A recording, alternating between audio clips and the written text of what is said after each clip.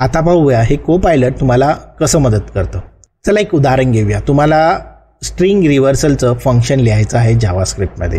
तुम्ही नेहमीप्रमाणे for loop लिहाल, कंडिशन टाकाल आणि त्यात वेळ जाईल. कोपायलट जर तुम्ही वापरत असाल तर तुम्ही त्याला दिलं रिव्हर्स स्ट्रिंग इन जावास्क्रिप्ट आणि ते लगेचच तुम्हाला फंक्शन समोर लिहून दाखवेल. याशिवाय कोपायलट तुम्ही टेस्ट केसेस लिहिण्यासाठी SQL क्वेरी सजेस्ट करण्यासाठी वापरू शकता. कोपायलट तुम्हाला एका लँग्वेजमधला कोड दुसऱ्या लँग्वेजमध्ये कन्वर्ट करून देतो.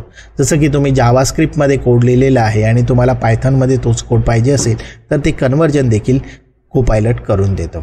जर एखादा कोड तुम्हाला आवडला नाही, त्यात तुम्हाला काही शंका असतील, काही प्रॉब्लेम असेल तर ते लगेच तुम्हाला दुसरा पर्याय देखील सुचवतो. कोपायलट बरोबर काम करणे म्हणजे एखाद्या सिनियर डेव्हलपरसोबत डिस्कस करून कोड करण्यासारखं आहे. तर अशा प्रकारे कोपायलट तुम्हाला कोडिंग करताना मदत करते.